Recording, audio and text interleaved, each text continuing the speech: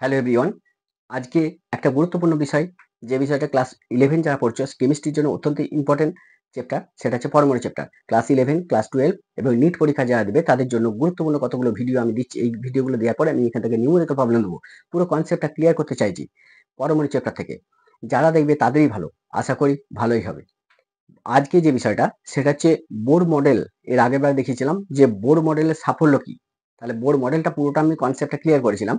আজকে যে বিষয়টা আলোচনা করবো, তাহলে বোর মডেলের সাফল্য কি আর বোর মডেলের ত্রুটি কি। অ্যাকচুয়ালি বোর মডেল থেকে কি কি সাফল্য পাওয়া গেল, সেই সাফল্যগুলো প্রথম একটু বলা হোক। জাস্ট দুটো লাইন। পরমাণু স্থায়িত্ব ব্যাখ্যা করা গেছে বোর মডেল থেকে, যেটা রাদারফোর্ড অ্যাটমিক মডেলে ব্যাখ্যা করা যায়নি। বোর মডেলে পরমাণু স্থায়িত্ব ব্যাখ্যা করা গেল। 2 নম্বর কি, পরমাণুর কর্তৃক উৎপন্ন রেখা বর্ণালীর ব্যাখ্যা কিন্তু বোর মডেল থেকে খুব সুন্দরভাবে ব্যাখ্যা করা গেছে। আর কি পাওয়া গেছে না, ইলেকট্রনগুলো যে বৃত্তাকার কক্ষপথে ঘুরছে, প্রতিটা ইলেকট্রনের ভেলোসিটি বের করা গেছে আমাদের বোর মডেল অনুযায়ী। ইলেকট্রন থেকে নিউক্লিয়াসের দূরত্ব, অর্থাৎ প্রতিটা ইলেকট্রনের যে ব্যাসার্ধ, সেগুলো বোর মডেল অনুযায়ী পাওয়া গেছে। আর রিডবার্গ কনস্ট্যান্ট এর মানটাও কিন্তু বোর মডেল থেকে পাওয়া গেছে। তাহলে ত্রুটিগুলো তো দূর হয়েছে, এই সমস্ত বিষয়গুলো সুন্দরভাবে ব্যাখ্যা করা গেছে বোর মডেল থেকে। মডেলের নিজস্ব কিছু ত্রুটি আছে, সেই ত্রুটিগুলোর দিকে এবার আসা যাক। প্রথম যেটা হচ্ছে বোর মডেল। বোরের পরমাণু মডেলের ত্রুটি কি ছিল? ফার্স্ট, বোরের পরমাণু মডেল কি বলছে?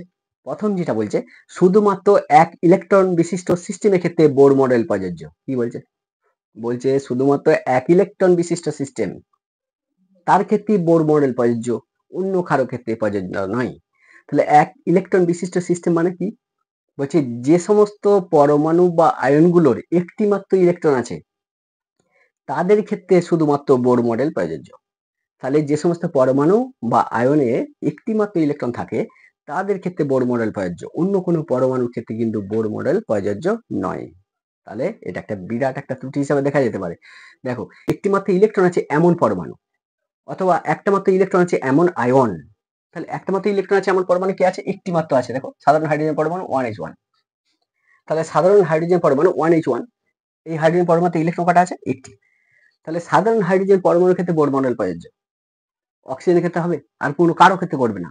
একটা মাত্র ইলেকট্রন আছে এমন সিস্টেমের ক্ষেত্রে প্রযোজ্য, অর্থাৎ একটা মাত্র ইলেকট্রন আছে এমন পরমাণুর ক্ষেত্রে প্রযোজ্য। আর একটা মাত্র ইলেকট্রন আছে এমন আয়নের ক্ষেত্রেও প্রযোজ্য। কি হতে পারে? হিলিয়াম। হিলিয়ামে কটা ইলেকট্রন আছে? দুটো ইলেকট্রন আছে। তাহলে হিলিয়াম থেকে যদি একটা ইলেকট্রন বার করে নিই, তাহলে হিলিয়াম He+, এর ক্ষেত্রে তাহলে এখন দেখো, হিলিয়ামে কটা ছিল? হিলিয়াম 2He4, এটা হচ্ছে হিলিয়ামের সংকেত। তাহলে হিলিয়ামে ইলেকট্রন কটা? না, দুটো। একটা ইলেকট্রন যদি বের করে নিই, তাহলে কি হবে? হিলিয়াম তৈরি হবে কিসে? না, হিলিয়াম He+। তাহলে এখানে He প্লাসে কি আছে? একটি মাত্র ইলেকট্রন আছে। তাহলে একটা মাত্র ইলেকট্রন আছে এমন পরমাণু হচ্ছে সাধারণ হাইড্রোজেন পরমাণু, এর ক্ষেত্রে বোর মডেল প্রযোজ্য। একটা মাত্র ইলেকট্রন আছে এমন আয়ন, হিলিয়াম আয়ন, অর্থাৎ হিলিয়াম He+, এই আয়নটার ক্ষেত্রে বোর মডেল প্রযোজ্য। আর ক্ষেত্রে লিথিয়াম। লিথিয়ামে কটা ইলেকট্রন আছে? লিথিয়াম Li 3টে ইলেকট্রন আছে। এখান থেকে যদি দুটো ইলেকট্রন বের করে নিই, তাহলে কি হবে? লিথিয়াম কি তৈরি হবে? +2, অথবা লিথিয়াম 2+। যাই হোক, লিথিয়াম +2। তাহলে লিথিয়াম +2 অথবা লিথিয়াম 2+, এই আয়নটার ক্ষেত্রেও এখানে 3টে ইলেকট্রন ছিল। কটা ছিল? ইলেকট্রন ছিল 3টে। তাহলে দুটো বের করে নিয়েছি, পড়ে আছে কটা? একটা। তাহলে একটা আয়ন, তাহলে এক ইলেকট্রন বিশিষ্ট আয়ন লিথিয়াম +2, এর ক্ষেত্রে বোর মডেল প্রযোজ্য। আর কি আছে? বেরিলিয়াম। মনে করো যে বেরিলিয়াম, যার সংখ্যা হচ্ছে এটা, কটা ইলেকট্রন আছে? 4টে। তাহলে বেরিলিয়াম থেকে যে 3টে ইলেকট্রন বের করে নিই, 3টে ইলেকট্রন বের করে নেওয়া হলো। কটা ইলেকট্রন বের করা হচ্ছে? 3টে। তাহলে পরে আছে বেরিলিয়াম প্লাস, কটা বের করা আছে? 3টে। তাহলে +3। এই বেরিলিয়াম +3 আয়ন, এতে কটা ইলেকট্রন আছে? একটি ইলেকট্রন আছে। ছিল 4টে, 3টে বের করে নেওয়া হয়েছে, তাহলে একটা পড়ে আছে। তাহলে এক ইলেকট্রন বিশিষ্ট ion helium plus, lithium +2, beryllium কি? বেরিলিয়াম +3, এদের ক্ষেত্রে কিন্তু বোর মডেল প্রযোজ্য। তাহলে আলটিমেট বিষয়টা মনে হতে পারে যে এতটা কেন পড়লাম। এখানে বোর মডেলের ত্রুটির মেনটা, একটা ইলেকট্রন আছে এমন পরমাণুর ক্ষেত্রেই প্রযোজ্য, অথবা একটা আয়ন আছে, মানে একটা ইলেকট্রন বিশিষ্ট আয়ন, তার ক্ষেত্রেও প্রযোজ্য। একটা ইলেকট্রন বিশিষ্ট আয়ন কি আছে? হিলিয়াম প্লাস, লিথিয়াম +2, বেরিলিয়াম +3, এদের ক্ষেত্রে বোর মডেল প্রযোজ্য, অন্য কারোর ক্ষেত্রে বোর মডেল কিন্তু প্রযোজ্য নয়। তাহলে এটা একটা বিরাট ত্রুটি হিসাবে ধরা যেতে পারে।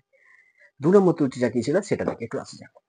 এটা তোমাদের নিটে যারা পড়ছো, তাদের কিন্তু, যারা নিট দেবে তাদের জন্য এই কোশ্চেনটা কিন্তু দেয়, ক্লাস 12 একটা এমসিকিউ হিসেবে থাকে, যে এক ইলেকট্রন বিশিষ্ট আয়ন বললো যে বোর মডেল কার ক্ষেত্রে প্রযোজ্য, বলে মনে কর বলে দিল যে hydrogen plus, helium plus, lithium plus এরকম বলে দিল, আর বেরিলিয়াম মনে করো যে +2, কার ক্ষেত্রে প্রযোজ্য? তাহলে বোর মডেল কার ক্ষেত্রে কাজ করে? হাইড্রোজেন প্লাস মানে কি, হাইড্রোজেন কটা ইলেকট্রন ছিল? অ্যাকচুয়ালি ইলেকট্রন ছিল একটি, সেটাকে বের করে নেওয়া হয়েছে। তাহলে আর ইলেকট্রন আছে? তাহলে হাইড্রোজেন প্লাসে কোনো ইলেকট্রন নেই, তাহলে ইলেকট্রন যার নেই তার ক্ষেত্রে বোর মডেল প্রযোজ্য না, তাহলে এর ক্ষেত্রে বোর মডেল প্রযোজ্য নয়।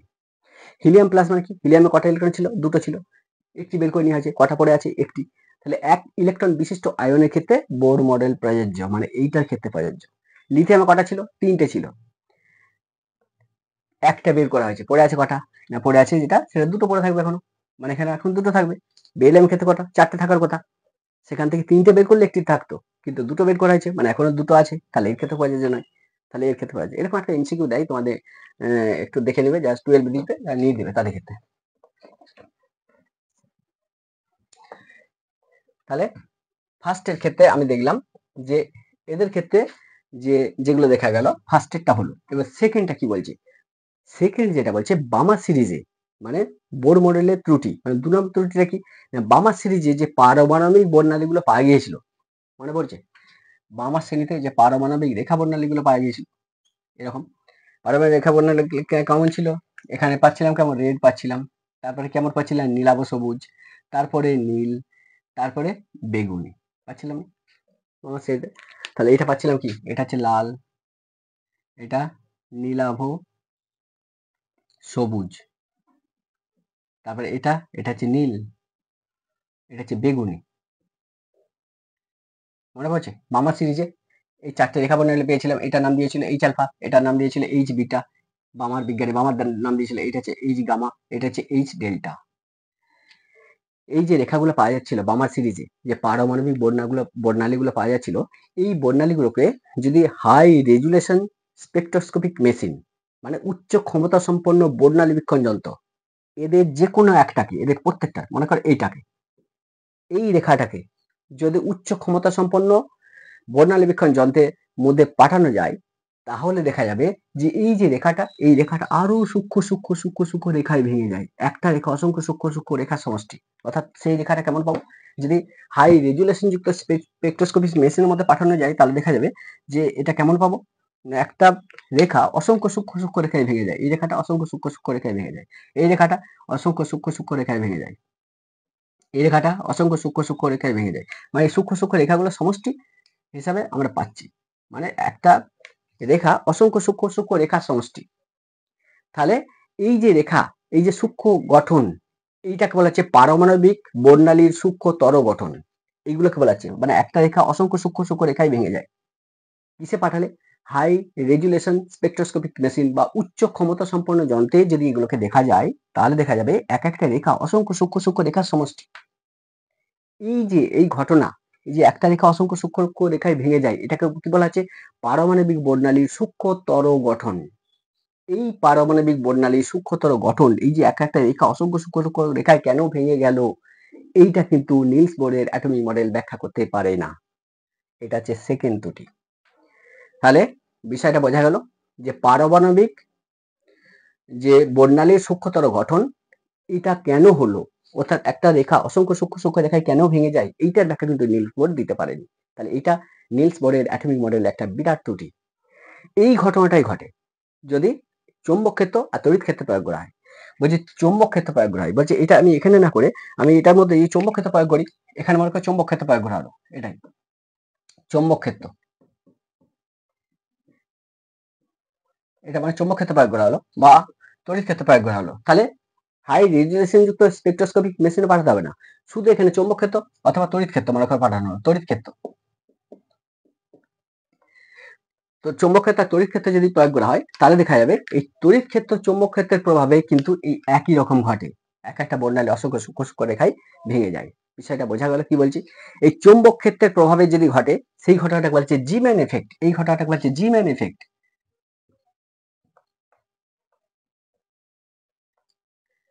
তাহলে এই যে রেখাগুলো, এই রেখাগুলোকে যদি এই রেখাগুলোর উপর যদি চৌম্বক ক্ষেত্র প্রয়োগ করা হয়, তাহলে দেখা যাবে একটা ছোট রেখা, মানে একটা রেখা অসংখ্য সূক্ষ্ম রেখায় ভেঙে যাচ্ছে।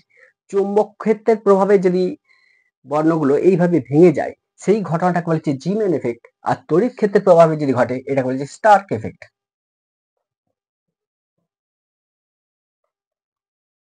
এই জিমেন এফেক্ট, স্টার্ক এফেক্টের ব্যাখ্যা কিন্তু নিলস বোরের অ্যাটমিক মডেল দিতে পারে না। তাহলে এইটা একটা বিরাট ত্রুটি। তাহলে কি বলছে, ঠিক এই ধরনের ঘটনা, মানে এইটা যেমন বর্ণালী বীক্ষণ যন্ত্রের মধ্যে পাঠাচ্ছিলাম, তখন দেখছিলাম যে অসংখ্য একটা রেখা অসংখ্য সূক্ষ্ম সূক্ষ্ম রেখায় ভেঙে যাচ্ছে। বলছি বর্ণালী বীক্ষণ যন্ত্র পাঠাতে হবে না, বলছে এইগুলোকে যদি চৌম্বক ক্ষেত্র আর তড়িৎ ক্ষেত্র প্রয়োগ করা হয়, তাহলেও দেখা যাবে এক একটা রেখা অসংখ্য সূক্ষ্ম রেখায় ভেঙে যাচ্ছে। চৌম্বক ক্ষেত্রের প্রভাবে যদি একটা রেখা অসংখ্য সূক্ষ্ম সূক্ষ্ম রেখায় ভেঙে যায়, তাহলে সেই ঘটনাটাকে বলছে জিমেন এফেক্ট। আর যদি তড়িৎ ক্ষেত্র প্রয়োগ করা হয়, তাহলেও দেখা যাচ্ছে এক একটা রেখা অসংখ্য সূক্ষ্ম রেখায় ভেঙে যায়। তড়িৎ ক্ষেত্রের প্রভাবে একটা রেখা অসংখ্য সূক্ষ্ম সূক্ষ্ম রেখায় ভেঙে যাওয়াটাকে বলেছে স্টার্ক এফেক্ট। তাহলে এই জিমেন এফেক্ট, স্টার্ক এফেক্টের ব্যাখ্যা কিন্তু নিলস বোরের পরমাণু মডেল দিতে পারেনি। এই হচ্ছে আমাদের 3 নম্বর যেটা। 4 নম্বর মডেলটা কি ছিল? রাদারফোর্ডের পরমাণু মডেলে রাদারফোর্ড পরমাণুটা কি হিসাবে দেখেছিল? 2D হিসাবে দেখেছিল। নিলস বোর তার অ্যাটমিক মডেলে সেও কিন্তু 3 নম্বর যেটা, 3 নম্বর কি? 4 নম্বরটা, এটা 3 নম্বর। 4 নম্বরটা কি?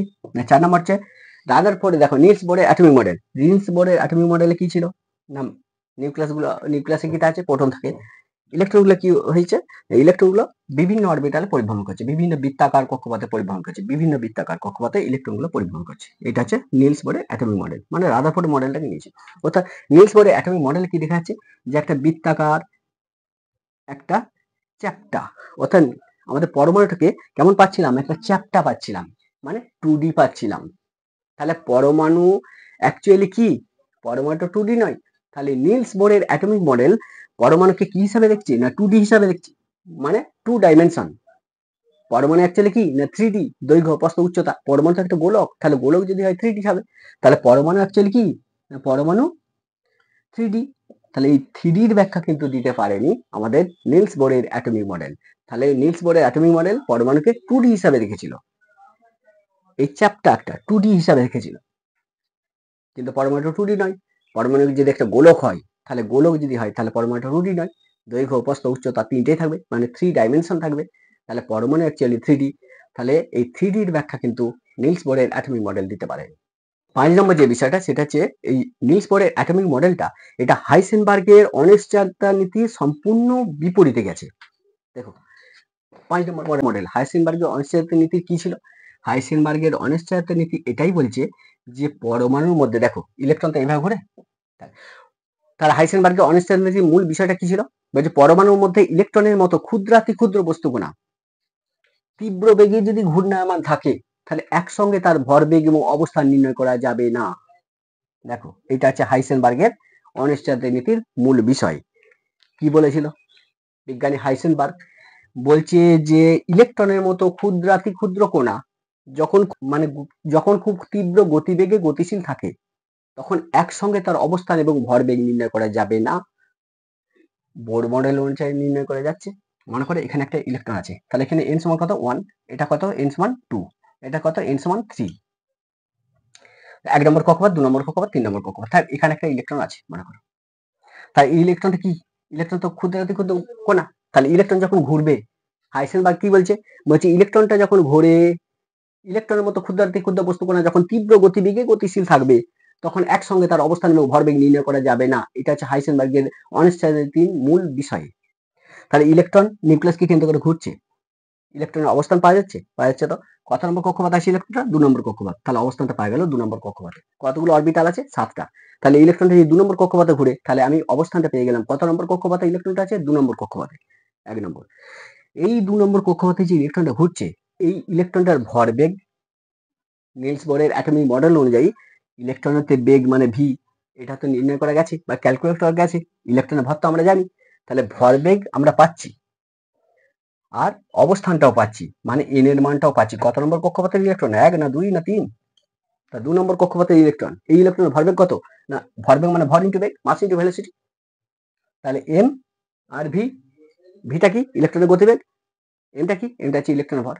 তাহলে আমরা যে কোনো কক্ষপথে ইলেকট্রনের গতিবেগ এবং ভরবেগ এটা কিন্তু বের করতে পারবো। একটা ইলেকট্রন মনে করে এখানে 7 নম্বর কক্ষপথ আছে, 3 নম্বর কক্ষপথ আছে, তাহলে এন সমান কত? 3 নম্বর কক্ষপথ আছে, মানে এন সমান কত? 3। তাহলে এখানে একটা ইলেকট্রন আছে, এখানে ইলেকট্রন গতিবেগ কত? বোর মডেল অনুযায়ী আমরা বের করতে পারবো। কোন ফর্মুলা? এম ভি আর, এটা সমান কত? এনএইচ বাই 2 পাই। এই ফর্মুলা অনুযায়ী আমি বের করতে পারবো। ইলেকট্রনের গতিবেগটা ক্যালকুলেট করতে পারবো এই ফর্মুলা অনুযায়ী। তাহলে 3 নম্বর কক্ষপথ মানে n সমান 3, তাহলে 3 নম্বর কক্ষপথে n এর মানটা কত মানে mvr এটা বের করতে পারবো। তাহলে এখান থেকে আমি 3 নম্বর কক্ষপথে ইলেকট্রনটা কত গতিবেগে ঘুরছে v এর মানটা আমি বের করতে পারবো। 1 নম্বর মানে অবস্থানটা পেয়ে গেলাম। কত নম্বর কক্ষপথে আছে? 3 নম্বর কক্ষপথে ইলেকট্রনের অবস্থান পাচ্ছি। ভরবেগ mv, এই ফর্মুলা থেকে ভিটা বার করব, ইলেকট্রনের ভর দিয়ে গুণ করবো, তাহলে ভরবেগটাও পেয়ে যাচ্ছি। হাইসেনবার্গের অনিশ্চয়তা নীতি কি বলছে? হাইসেনবার্গের অনিশ্চয়তা নীতি বলছে যে পরমাণুর মধ্যে ইলেকট্রনের মতো ক্ষুদ্রাতি ক্ষুদ্র কণা যখন তীব্র গতিবেগে গতিশীল থাকে একসঙ্গে তার অবস্থান ভরবেগ নির্ণয় করা যাবে না, কিন্তু বোর মডেল অনুযায়ী নির্ণয় করা যাচ্ছে। তাহলে এটা হচ্ছে একটা বোর মডেলের বিরাট ত্রুটি। এই যে হাইসেনবার্গের অনিশ্চয়তা নীতি এটা অত্যন্ত আধুনিক নীতি, মানে এটা সায়েন্টিফিক ভাবে প্রযোজ্য, যার ফলে এটা একটা ত্রুটি হিসাবে দেখা যাচ্ছে। তাহলে এই হচ্ছে আমাদের বোর মডেলের ত্রুটি।